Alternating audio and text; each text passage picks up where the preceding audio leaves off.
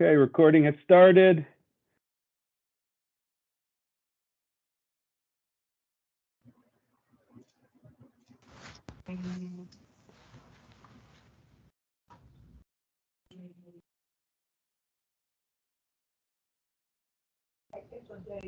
Folks, good morning. Appreciate y'all joining us today. If you guys could, upon entry, go ahead and make sure that you are muted today. We will reserve the majority of our time to use our chat function. If you have questions, we would love to go ahead and get them submitted in the chat function. And as we progress through the meeting, we'll try to get them answered. I'd love to go ahead and begin with a little bit of housekeeping that generally gets us started. We do have a hard stop at 12 o'clock today, so we are going to get through as much as we can and in hopes of answering as many questions as you guys have and show you what we've prepared for you guys as we've been working terribly hard over the past 3 weeks for you guys to make things easier to understand and really give you guys the tools, resources, and the guidance that you need to continue to deliver the services that you need to be reimbursed for. So throughout the meeting today, that will be the general core theme. These are the things that the department has been working on in an effort to make things easier for you to understand the billing processes and what's intended for the milestone validation process. You'll note that the meeting is being recorded. At the conclusion of our meeting, we will be sure to share this recording, the PowerPoint, and any other of the tools that we present here to you guys today so that you guys can reference any of these documents for the duration and moving forward. Lastly, I just want to thank you guys all for your flexibility. You will recall today's session was really intended to be spent on our standard provider-led lunch and learn. We think you guys in the provider sector are doing some amazing things. And we recognize that the providers, but through your collaboration, we're really going to be able to push the needle forward and share in some of those collaborative approaches as we're implementing these programs and all learning from one another. Unfortunately, we recognize through some of the previously submitted virtual community resource maps and just some of the discussions that it's time to really put a bird's eye view and focus in on a major component within the MAPS program, which is getting you guys paid.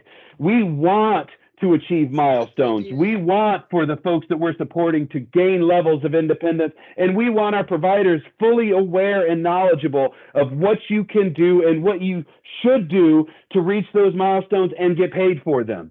So the last few weeks, your partnerships here at DIDD, the Charles Lee Center, and the entire MAPS teams, we've been working for you guys.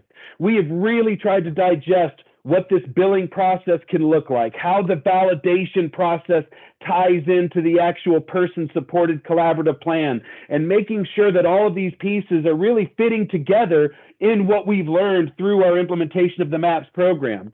But it's with all of this that said, it's time to get you guys paid. And so let's clear up any of the confusion that exists right now. Let's go ahead and recognize the prioritization that you guys are doing the work. You guys have achieved outcomes, and it's time to make sure you guys can reap the fruits of your labor. So today we're going to focus on a lot of ideas. I don't know that we are going to get through it all. And so with that, I'm going to ask for a little bit of patience.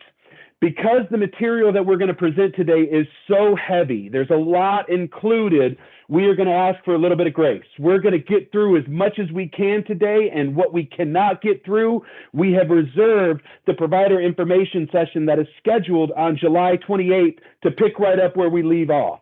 And I know our partnerships at Charles Lee, they are looking for that opportunity to answer some of the questions you may have regarding their processes. So today we're going to set the table for exactly what is intended with our agenda today. I will go ahead and give you a quick view of the items that we're going to be discussing, and we're going to dive right in. Again, use that chat function. If you've got questions right now, throw them in there. While we are presenting this material, we will get to those questions and answer them via chat, or hopefully we may have some time at the very end to answer some of those questions that didn't get answered via the chat function. You'll see we're going to talk about the outcomes, the milestones, and how those tie to the actual annual budget. Bree will give that overview. She will tie those pieces together to show that we all have an understanding of when we use these terms, outcomes, milestones, and how they apply to the budget. You'll see how they interject, because that's really the foundation of the program. And if we don't have that clear understanding of this terminology, we're starting off at a negative point. Rachel will then take over and describe where we are with VCRM validation. We've seen some VCRM tools, we've seen some awesome VCRM tools, and we've seen some ones that need to continue to be worked on. And it's within that evaluation that we're excited to go ahead and describe what we've learned and what we're ready to roll out, so that you guys know what the next processes are for VCRM validation.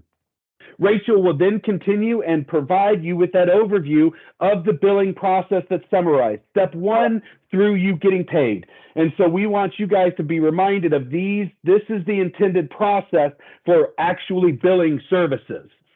At that point, I will go ahead and begin reviewing a resource that we've developed, a 20-page tool that has been established that's probably going to answer a lot of your questions. We hope that it will, and we hope that it'll be a necessary tool that's available for you guys as you continue to progress through the entirety of the MAPS program. We'll wrap up by turning it back over to Bree, and she will explain some of our next steps that we are intending on working on for presentation on the 28th and or moving forward. So without further ado, I would like to go ahead and jump into the actual agenda. I'm going to go ahead and turn it over to Bree and let Bree start talking about the outcomes, milestones, and how this applies to the actual budget itself. Bree, take it away. Good morning, everyone. We're so glad you're here and excited to get this process started for you. I know in a lot of my conversations and conversations with Rachel, there's a lot of you ready to bill for payment. And so we want to get you on that track. So keeping in mind that MAPS is a outcome-based payment situation. So if you look at the MAPS program, overall goal is independence achieved in the 3 outcome areas. The 3 outcome areas falling under the home, work, and community categories. After you have those outcome areas, you have your services or your service areas. So for the actual milestones or goals, under the services of independence coaching, community navigator, and employment innovation. We also have service areas of enabling technology and peer mentoring. Those don't necessarily have the milestones. They are just support services to help achieve the milestones. So then under each outcome and service area, so for example, you would have home, and then under home, the independence coaching, and then 4 milestones. Home and safety, personal hygiene, health management, and then financial management. So these milestones can be completed in any order. To keep this whole process person-centered, if your participant in the MAPS program shows interest in perhaps working on a health management goal or a financial management goal first, these do not have to be completed sequentially. So they are open to using as you see fit. So then if we go into the independence coaching service definition, are you going to it, Jay, or are you just, there we go. Thank you. So then all milestones can be achieved, like I said, with the assistance of enabling technology. That's a service area, as outlined in the person's VCRM. Innovation coordinators will validate the achievement of these milestones. The achievement of milestones is person-centered. Some people may already be proficient in the milestones listed below. Therefore, no additional training or assistance will be required. Other people may require additional training or instruction related to these milestones to achieve their personal goals associated with community relationships, memberships, travel, and participation. So if we go back to the idea of looking for independence, breaking it down to the outcome area being home, breaking it down to the service area of independence coaching, that first milestone then being home and safety.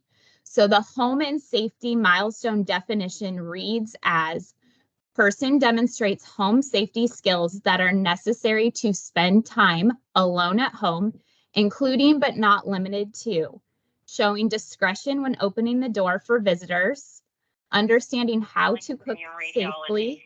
Please listen carefully as our menu options have recently changed. Understanding how to recognize and respond to home emergencies and how to communicate these issues to the appropriate community responders, police, fire department, caregivers, natural supports. Now, we recognize that there is several little goals within that end milestone outcome. So for this milestone to be achieved, you would look at each separate goal. So maybe you would just focus on the cooking first aspect, and then perhaps you're working on the opening the door with discretion. So all these pieces would need to build in order to then finally bill for that milestone completion. Can you go on, Jay, please? Thank you. So then we get to the work outcome area with the employment innovation service. Again, you have 4 milestones: pre-employment, employment, career development, and independence achieved. Unlike the home outcomes or the independence coaching outcomes, these fall more in a sequential pattern. So pre-employment would come first, followed by employment, and then finally independence, with the exception of career development could be first in the achievement, and it can also be worked on every year the participant is enrolled in the MAPS program. So career development might be vocational training, internships, post-secondary education. Perhaps your participant wants to achieve their GED because they didn't complete high school. Things like that would fall under that career development category. And so we don't want to limit if somebody's enrolled in, say, a post-secondary education program, then that milestone could be achieved in years 1, 2, and 3. Whereas the others, if pre-employment is established in year 1 and it is achieved and completed, you wouldn't put in for pre-employment again in years 2 and 3. So just like the first milestone slide, so sharing, again, these can be achieved through the use of enabling technology and VCRM with other goals. So career development service definition, like I shared a little bit of background knowledge, reads as, I'm sorry, not service definition, the milestone definition. This is your end outcome in order to bill for payment. Person has been given greater responsibility, promotion, and/or additional job duties, and/or has taken the necessary steps to enroll in a post-secondary program to include but are not limited to apprenticeships, technical trade program, community college, four-year university, inclusive higher education programs. And then that third outcome area falling under community, the service area being the community navigator, with 3 milestones. Again, these can be completed in any order, not sequentially, but independent travel, community relationships, and community activities. The community navigator milestone could be assisted again through enabling technology and the VCRM, just like the others. It may come across as the VCRM has to be completed in order to achieve these milestones, and that is not necessarily the case. The development of the VCRM is an overall tool to help all milestone areas. But so the first milestone area for independent travel, and I think this is where it gets confusing with the VCRM component perhaps, but over a month-long observation period, the person engages in independent and consistent initiation of transportation to preferred community locations. This includes, but is not limited to, the ability to identify desired locations either through the VCRM or spontaneously, and then schedules or self-initiates transportation to the locations.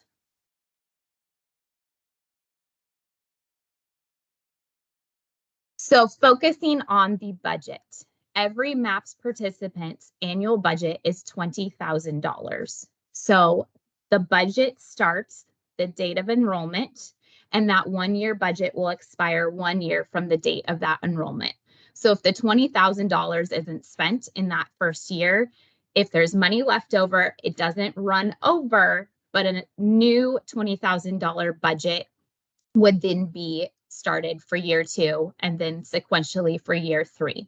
So for the budget, in the budget categories for year 1, you have that provider enrollment incentive. So that first billable payment that you all bill for. You also have your VCRM development payment, and then you can have 3 milestones in the first year to work on. There is an additional $3,500 available for enabling technology solutions. So this would be on top of those billable resources for you. There is money to spend on enabling technology to help you achieve these milestones with your persons supported.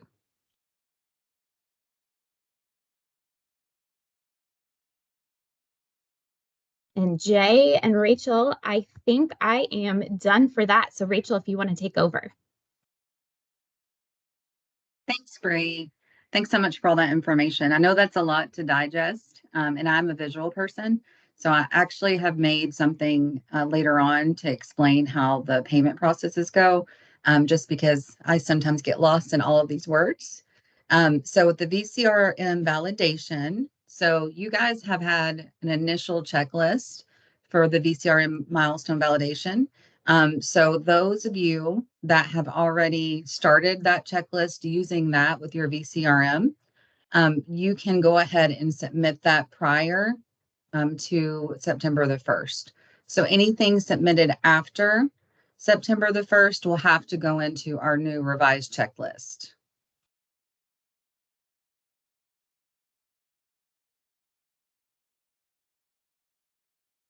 Okay, so this is the one that's going to be effective on September the 1st, and this is our second phase. So DIDD and Charles Lee Center, and then Jen and Matt all work together to update the VCRM implementation tool.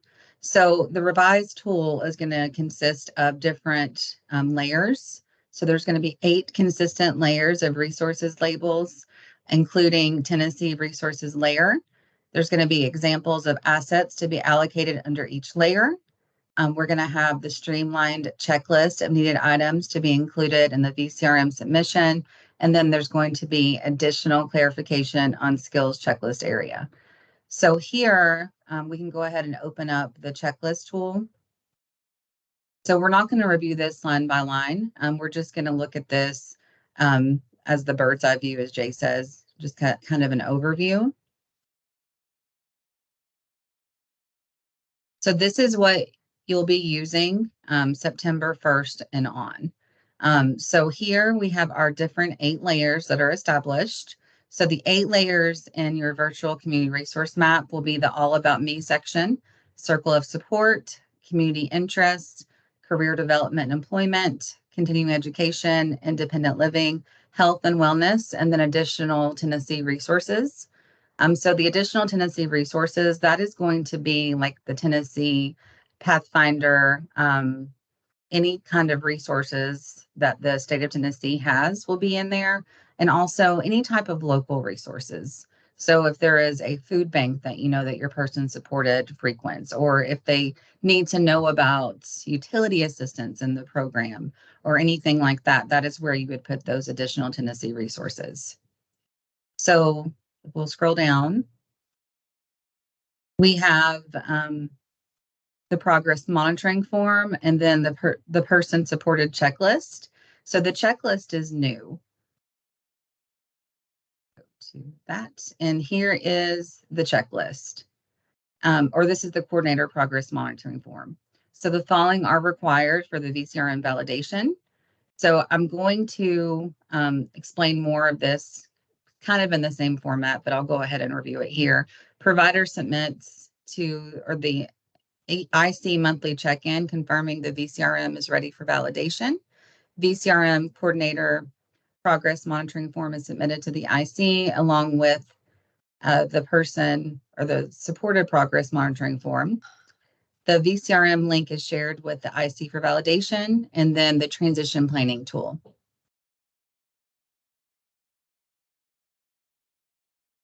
And then we've got the milestone checklist here. And then the second checklist is the person supported checklist.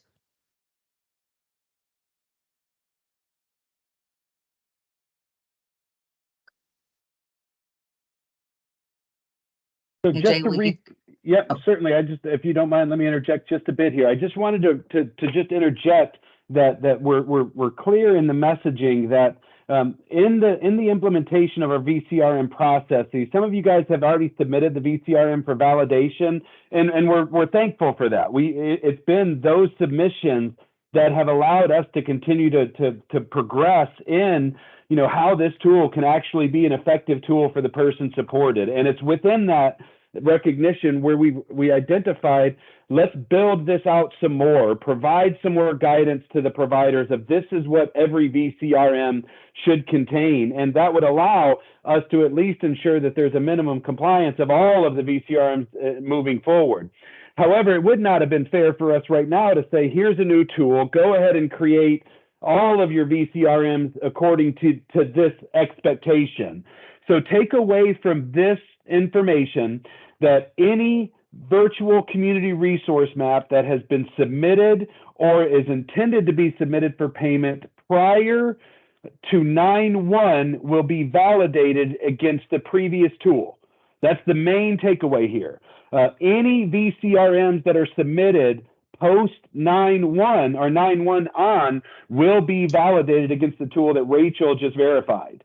So this will be a tool that is provided to you guys at the conclusion of this meet, as well as it will be available on our website too. So I would encourage you guys in your implementation of the VCRM right now, ask questions. What is pressing regarding anything regarding that plan moving forward, and just recognize that it ultimately is the Charles Lee Center who will be validating these tools both during phase 1 of the previous tool that existed and phase 2, 9/1 moving forward. So I appreciate your flexibility, but we just wanted to go ahead and share this is what we've designed in preparation for the continued advancement of the VCRM. Continue to throw those questions in the chat. Rachel, I'll turn it back over. Okay. So we'll go ahead and go to, well, could you go to the text for this? Okay, so this is the service delivery billing invoice process summary. So everything that I'm referencing in the flow chart that I've created is all going to be right here. So any type of forms that I'm talking about, the provider monthly check-in form, the validation form, it's all going to be in the next 2 slides. Jay, if you'll want to go back to the other slide. Okay, so here I've created this flow chart, and the text in blue is going to be the provider agency and what your role is going to be. In orange is going to be Charles Lee Center and what their role is. And then in black is what DIDD's role is. So you have helped someone achieve a milestone, and now you need to be validated.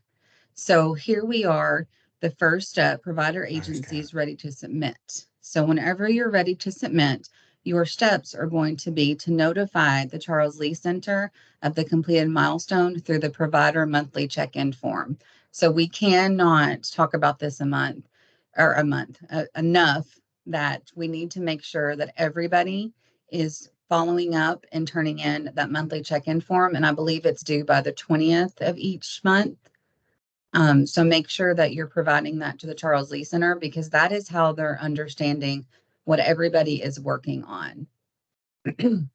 So then the next step is the provider agency will submit the milestone validation form to the IC for validation. So then here in the orange, this is where Charles Lee's duties come in. So the IC will review the form, and they will look at the evidence that has been submitted, and they will check that against the validation tools to either approve or deny. So the IC will then submit the milestone validation approval form back to the provider agency. So after step 5, Charles Lee's role is done, and then it goes back to the provider. So step 6, the provider agency will entitle the invoice as the MAPS invoice final for the billing process. So the provider agency will create a different invoice, and then the provider agency will submit the approved milestone completion form and the MAPS invoice to the email that's provided right here for final approval. So after these steps, it now goes into DIDD's hands. So DIDD operational rep will submit the invoice and validation form to the invoicing email for payment processing, and then payment will be released from DIDD invoicing via electronic funds transfer. So now this goes back to the agency. So we do want you all to let us know if you are not receiving the payment within the next 4 to 6 weeks. So you would notify the MAPS operational rep if the payment has not been received within 4 to 6 weeks. Okay, so that actually encompasses the next 2 slides. I just wanted you guys to know that the required documents are in those slides. And then we also have the email addresses.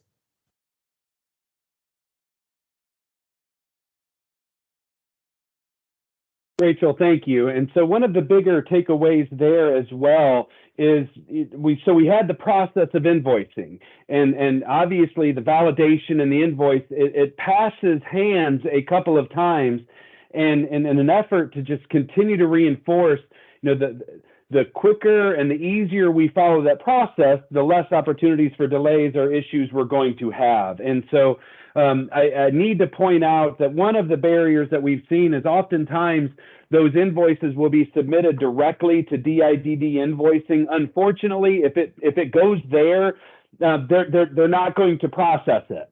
They are going to hang on to it, and it's simply going to sit in a wasteland because they need to verify from the MAPS operational team that there are adequate funds in the contracts that we've executed to approve that invoice. So let's make it easier on everybody. When you are ready for payment, when you have worked with the Charles Lee Center, you validated the actual milestone completion, you've got your invoice ready, send it to MAPS and let MAPS take care of the rest of getting it to DIDD invoicing so that we can get you guys paid as quickly as possible. We are reviewing upon receipt of those actual invoices. I think we're turning around within 24 to 48 hours of getting those submitted to DIDD invoicing. So there's not a serious delay in going to MAPS first and then to DIDD invoicing. But it's been in the context of everything that Rachel and Bree has described that we wanted to begin pulling all of this together and make a tool that was available for you guys and provide some additional context for us moving forward. As I've indicated, we've learned. We've made some mistakes. We've done some things well, and so it's been from those experiences that we've developed something that we're really proud to present. Somebody doesn't have their mic muted, so that's unfortunate. This resource guide in and of itself was created to provide you guys with a series of resources, some of them which you'll see included here. We've consolidated previous resource tools that are currently available on our website that indicate the full billing process, what it may look like if a provider needs to submit an appeal consideration.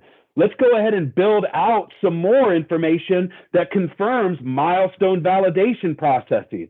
Several of our providers have asked for references to say, how are we to document some of the things we're doing? And we've deliberately stayed away from providing a lot of black and white guidance into what the documentation looks like. Let us go ahead and add some references to that confirmation in this resource tool. And then at the very end, we provide some example evidence that you can submit for milestone validation. So what I'd like to do right now is simply go ahead and actually pull up the resource guide, give you guys a little bit of that flavor so you know what you guys can anticipate using this actual resource tool for. As everything that we do, currently all of these tools are going to be loaded onto our actual MAPS website. So feel free, if at any point, if you guys don't have that MAPS page saved as a favorite, I can't encourage it enough. That's where we're going to continue to upload these tools that you guys can continue to use. And as we update any of these tools, that's where it's going to go.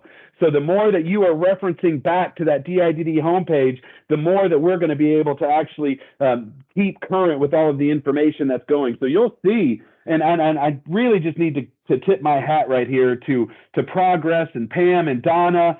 as well as the folks at Orange Grove. You guys really came through it at the 12th hour and reviewed a pretty bulky document and provided some wonderful feedback for us to incorporate as we finalize this product. So I'm really glad and proud to report that this was a complete collaborative effort between the department, between Charles Lee Center and the provider network, to provide some guidance on what should all be included, how we should view this through the lens of ensuring that it is giving you guys the tools that you'll need.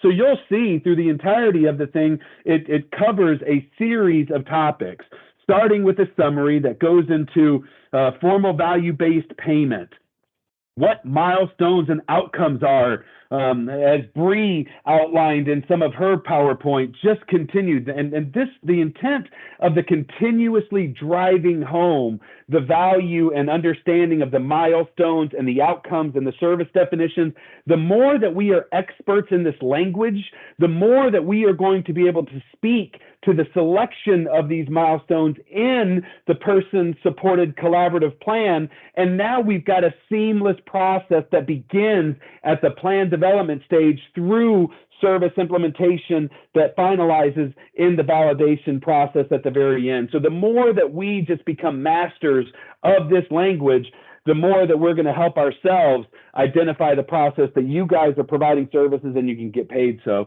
you'll see that we get into the outcomes, milestones, and the separation of the VCRM. You'll see that we progress into a summary of the MAP supported annual budget. This references year 1, year 2, what are available. You guys have seen some of this information, but again, we've pulled it and consolidated directly in a single location so that you guys don't have to navigate through multiple resources that are currently existing or previously submitted PowerPoint presentations where this may have been included. So you'll see year 1, these are the available services that are able to be billed. Year 2, we've got the availability within the person's budget to bill for 5 milestones. So as you guys are working with your collaborative team and identifying those milestones that you're going to work on year 2, you know that you have capacity within that person's budget to select 5 of them. And if we are articulately speaking through the language of the service definition to the milestone, now you'll see how the actual PSCPs will result in actual milestone language that actually tells you guys what milestones you're working on and what needs to be completed through the duration of the program. We describe the innovation coordinator supports at every stage. These blue items are the links, directly linkable to the service definitions that already exist, that have already been previously approved and reviewed. So now we've got a single consolidated source that points and draws to all of the resources that have actually existed. You'll see the definition of the person-supported collaborative plan.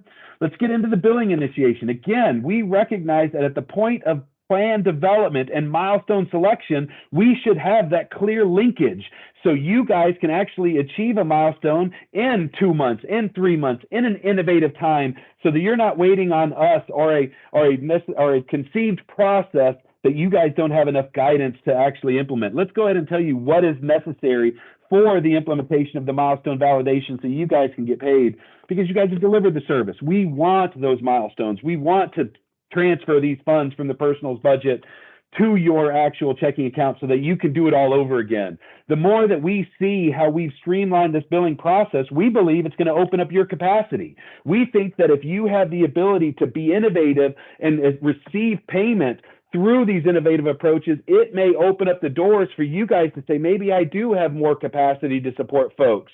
And we don't want the billing processes to be a barrier for you to continue to deliver good services.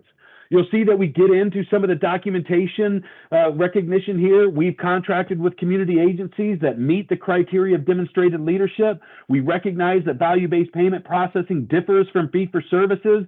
MAPS provider agencies are encouraged to use innovative and collaborative approaches to the service delivery provision. And as a result, documentation requirements shall be different than what is expected in a fee-for-service program. MAPS providers are encouraged to implement those innovative approaches, including in the documentation component. This can include various means of documenting their services along the way. However, the value-based payment and milestone achievement will not be contingent upon the daily documentation. Value-based payment processes require the evidence, and that's what we want to focus on. What evidence do you have to show that you have completed the milestone? And it's at that point that the documentation is going to be requested, or what other means of evidence you have that can confirm you have achieved milestone independence. You heard Rachel indicate earlier that the monthly check-in process is the key to all of this. This is your way of notifying the innovation coordinator along the way. Yep, we're getting close. We're getting close. Here we are. And then at the point where you guys are ready to begin that validation process, it is the monthly check-in process that can trigger that entire validation process on the actual innovation coordinator's process. So we've got to highlight that that is a major key in the communication component from the provider to the innovation coordinator. And it's in that where you are informing the innovation coordinator that you're ready. And so recognize the value of completing that monthly check-in, because it can be the actual key to the entire start of the billing process. You'll see we pulled information directly from other resources that existed. We've got a milestone service approval step-by-step process. Some of this is exactly, look, this should look entirely familiar. This is exactly what Rachel just presented. So now, again, in the resource tool, instead of finding this PowerPoint, open up this resource, go to the process summarized, follow the step-by-step description of every time you build, this is what it looks like. We've got some other visuals. You can actually, you deliver the support, you submit the monthly check-in, the IC validates the completion, they return the tool, you prepare the invoice, you submit it. And at that point, again, just more visuals. How can we make it easy and so accessible that you guys can go to a tool, step 1, 2, 3, 4, all the way through, and you guys know where you are in the billing process. Let's move any perceived barriers to you billing out of the way. Follow this resource guide, and it will get you to at least what we think, it will get you to the point where you're able to deliver the services and actually bill for them as well. You'll see we've got language in here for milestone service denial. Again, a few steps. It was pointed out that the denial may have felt heavy. It's not our intention to be heavy with the denial. We obviously have to have assurances that there's been minimum quality met. And if we do that, we want to approve these milestones, guys. It is incumbent upon all of us that we can actually show where we have completed independence achievement in those persons' plan, and we can report back to the wonderful things you guys have done. So while I just want to point out, we are not looking for denial processes. We're looking for how we can approve it. Because if we are taking that person-centered approach and providing you guys the innovative opportunities you need to deliver the services, we need to be cognizant and recognize those approaches you've taken. Now, obviously, there's state funding and potentially federally funding coming involved, so there has to be some elements of criteria met. And so we tried, and you'll see, to keep the evidence opportunities open as we get into some of the further processes within the actual billing resource here. You'll see the appeal process that exists. None of this has changed. This is the exact process that existed, and the current resource that's available on our MAPS website, copied and pasted it directly from it. So I don't want you to think as though DID is trying to slide anything through, a different appeal or denial or approval process. They're the same. They've already existed, but we've pulled them here in a consolidated effort so that you guys don't have to go through 3 different mechanisms to find what to do in the case that there's a discrepancy in a submitted milestone validation. Visuals that describe it all as well. Let's get into some of the milestone validation. Let's actually provide some language that you guys can actually reference that will show what we intend with the validation process. Now, I know there's still going to be some questions. What is the Innovation Coordination Agency going to do at their stage once they receive the validation? I cannot wait for the Charles Lee Center to show you their part of this process. That's likely to come on the 28th, but you will see exactly that we anticipate through this process where their touch point is. They recognize through the program is centered around the VCRM. We're going to work on independence towards home, work, and community. And upon completion of the milestones, the provider agencies are encouraged to use the VCRM to demonstrate the evidence of completed milestones. Guys, how much more can we use that VCRM? This is completely, if we're tying it all together, let's stay creative in the way we continue to build out that VCRM and even potentially use that VCRM as the confirming source where evidence is provided that you have actually achieved milestone independence. Upon receipt of the monthly check-in process, the IC will have 30 days. That is their time process. If they experience a time that extends that, you need to let us know so we can get involved. Let's get into some of the following examples. Community navigator. Okay, here's language directly from the service definition. None of this is brand new, but now we start diving into a little bit more. We've heard from the provider network to say, I don't know what you mean by evidence. Well, okay, here are some examples to get you guys thinking. I really want to prompt and reinforce that this is not intended to be a total inclusive list of evidence criteria. There may be stuff we don't know about.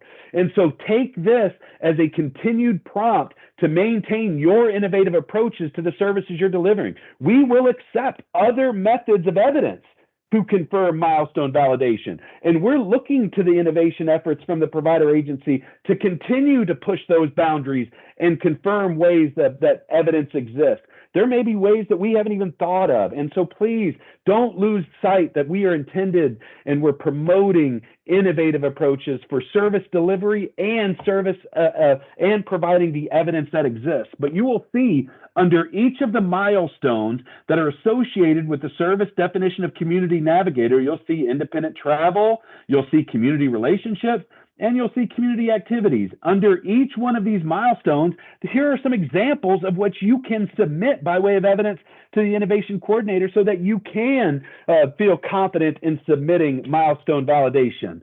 Some of this may include you verify the VCRM or Wayfinder application that's set up with the person supported. Has the person supported completed the travel training curriculum as a part of the independent travel milestone? You can use a Google form or a Microsoft form for a quick survey the person supported has completed and embedded this in the VCRM. Has the person completed driver's education to complete the self-initiated travel? You can submit photo evidence of the person's driver's permit. Video evidence that the person safely supported can safely and successfully use Wayfinder.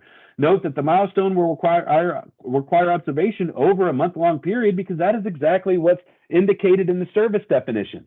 So we pulled language from those service definitions, made it more succinct so that you can pull some of the stuff out of it in the hopes that it will help provide you guys some evidence of what is possible for submission of evidence along these milestone achievements.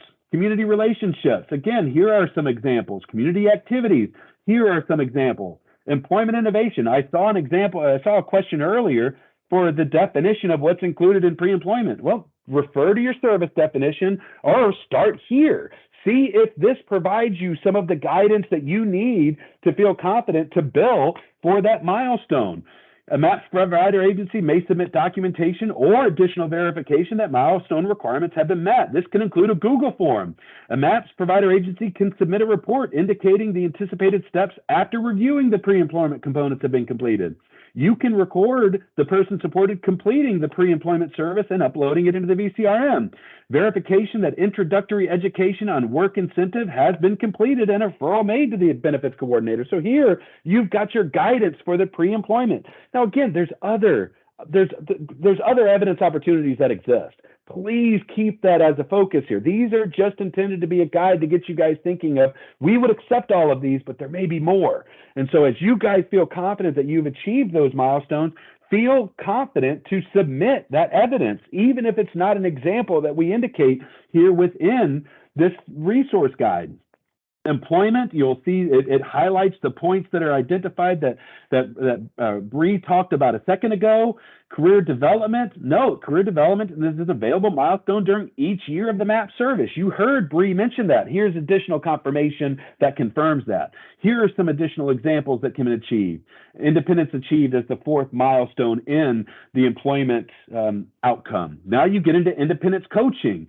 You'll see what is necessary. Service milestone conducts the following, 1, 2, 3, and then these are examples of what can be indicated in either the VCRM or another way that you can confirm evidence that independence has been achieved in the home and safety milestone. Personal hygiene, again, these are the 2 components that are necessary for milestone validation, and these are some examples that you can use.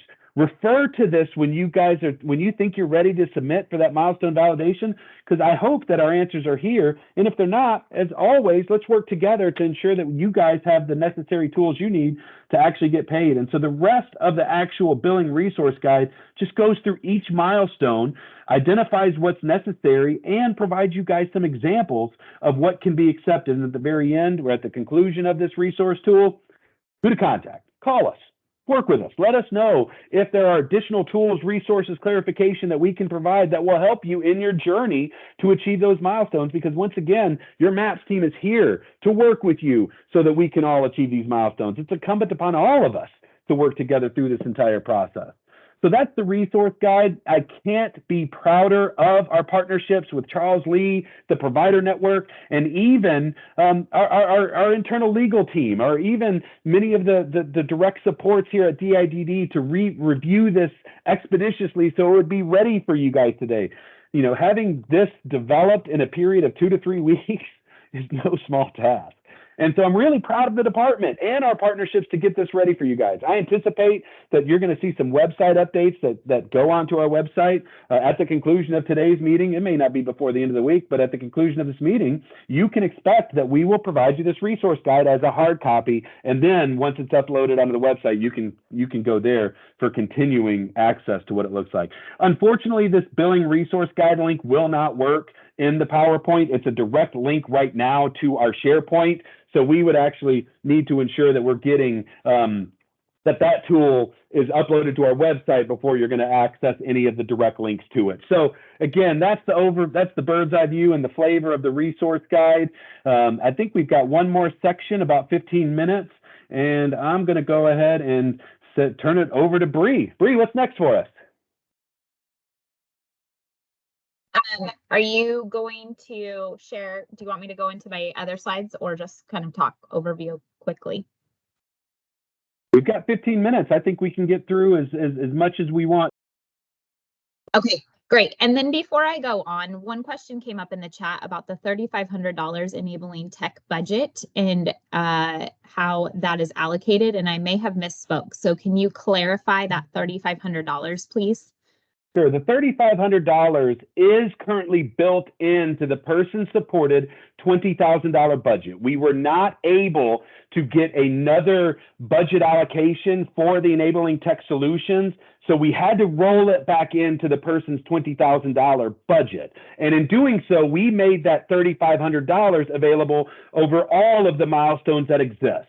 So if you are working on a milestone of home and safety and you want to pursue enabling tech solutions, the device and solutions, the cost of the solution would go towards that milestone payment. So for example, if you identify an enabling tech solution of $500 that helps the person achieve milestone independence, you will still receive the milestone payment of $3,500, but $500 of that will have to come out of that to be paid towards the enabling tech solution. And so then we track that $500 separately so that we're allocating $3,500 across all available milestones over the course of the year.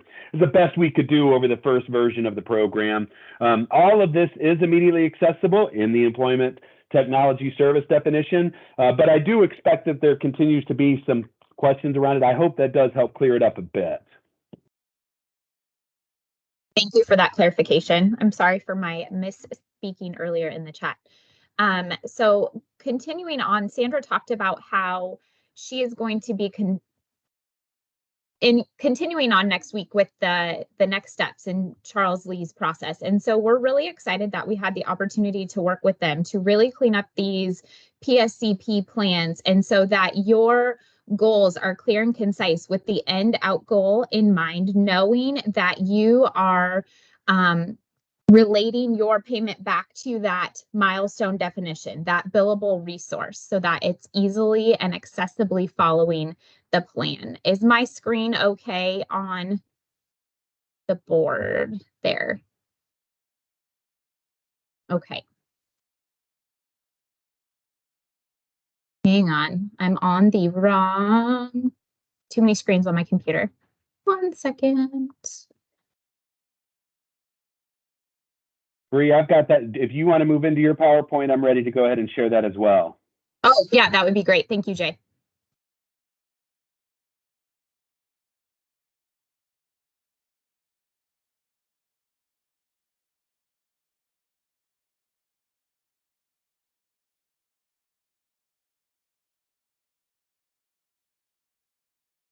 So we worked really hard with Charles Lee at just creating some goal sentence framework so that we could look into the process more. So you had a starting point for your person supported in the program, knowing that target or that goal that they had to keep the goals person centered, and then what outcome, service area, and milestone it relates to, so that you are following that milestone definition. So not just an outcome, but visualizing the process. So I think it's important to start by defining all of our vocabulary terms we're using. So starting at the smallest component, or the most individualized component, you have the goal area. So Jay, if you could just click on that goal box for me. Oh, did it not flip for you? There you go. Thank you. So goals can be defined as the object of a person's ambition or effort, an aim or a desired result. So what does the person supported want to achieve? Moving into that milestone, a milestone can be defined as an action or event making a significant change or stage in development. Building up to our service area. A service, if you use the nouns definition, it's the action of helping or doing work for someone. And if you use the verb definition, perform routine maintenance or repair. Looking at our outcome areas, really those support pillars, the way a thing turns out, the result or effect of an action, situation, or event. And then finally going to that independence definition. So freedom from the control, influence, support, aid, or like of others, full autonomy over one's life. And I just think keeping those definitions in mind just really help us focus on the steps in the process going forward. So if you look at my flow chart a little bit, you can either follow it right to left or left to right. So if you start on the left-hand side, just showing that independence is our overall goal. Our 3 outcome areas, homework, community, our service areas, in green, the independence coaching, employment innovations, and community navigator, those focusing in on what relates to the milestones, with also the support services built in there, enabling technology, and then the peer mentoring. Then you get to the milestone, or the milestone category. So home and safety, personal hygiene, health management, and financial management. And then over on the far right-hand side are just a bulleted section of goals. So perhaps somebody will tell you that they want to get a job in some aspects. So you would look at the pre-employment. What steps are you going to work on? Perhaps you're going to find them a volunteer area. Perhaps you're going to assess their skill sets. And so how are you assessing their skill sets? So really, this is the place where we can really take any goal of the person supported, making it person-centered and personalized, to then follow the process through all of the layers. So what does the MAPS participant want to accomplish? First, create that person-centered goal, find the service area attached to it, and what milestone outcome is the best to create that final goal statement. So if you look at this area, so starting on the left-hand side of the pyramid, you would in your roundtable meetings, you're establishing the present level. If a person talks about how they want to be able to stay home alone independently, okay, what are they already independently doing or not independently doing? Are they staying home for short periods of time by themselves? Are they not staying home at all and they need supervision? Do they have any enabling technology devices in their home to support them if they were already staying home? Their desire, their target is their goal. They want to achieve that home alone status independently for how long? Relating it to the milestone definition is your bottom layer. So then if you look at the process, your milestone would fall under home and safety, your service area of independence coaching, your outcome home. And that is kind of backwards, so it flows both ways. You could also look at it as the top layer, the outcome of home, followed by the service of independence coaching, and then the milestone and home and safety. So again, here's the overview that I already went over at the beginning of the process of all the various options and choices of the outcomes, the milestones, and the service areas. So if we really dive down into it and we look at a sampled blanket statement for a goal statement, reading in that PSCP plan. So thinking again, outcome, service, milestone. You have the home outcome, the independence coaching is your service area, your home and safety is your milestone goal. So person supported can only be left home alone for short periods of time. He or she wants to be able to stay home alone independently, safely, and be able to cook for themselves. So again, there's multiple goals in that layer. I understand. If you want to break it down farther and step by step, one goal at a time, that is perfectly acceptable and makes total sense. But then ending that statement with the milestone definition. Here's how you're linking it to your payment. Person supported demonstrates home safety skills that are necessary to spend time alone at home, including but not limited to showing discretion when opening the door for visitors, understanding how to cook safely, understanding how to recognize and respond to home emergencies, and how to communicate these issues to appropriate community response, police, fire department, caregivers, and natural support. Then you have the section for your provider service statement. What are you as providers going to do to provide your services? How often are you meeting and checking in with the MAPS participant? What might your meetings look like? What are you going to be working on? What types of tools or supports could you be using? With really the possibilities being in limitless, really giving you the innovation freedom to create and use and do as you see fit to best help support your person supported. In the milestone validation, Jay showed you at that end of the billing resource, we have provided you with some examples of things you can provide as evidence for each milestone area, but it's not, like I said, limited. We can continue to create new ideas and encompass all the really great things you're doing as providers to help these people in the program achieve to their overall goals of independence. And then finally, after the provider service statement, you would see that there is a person-supported action steps. So what are they going to do to help themselves achieve this goal? And then going on, I've given just setting it up again, outcome, service, milestone. If your outcome area is work, your service area is employment innovation, your milestone is pre-employment. Here again is just that goal sentence framework following the pattern. And Sandra and her team have done an awesome job of encompassing this idea of this framework. So hopefully every plan will follow a similar format, making it very user-friendly for you all and the readability of it, again, to align to that final validation piece of the definition to milestones. Finally, again, another outline example of community service being community navigator, milestone area being that independent travel.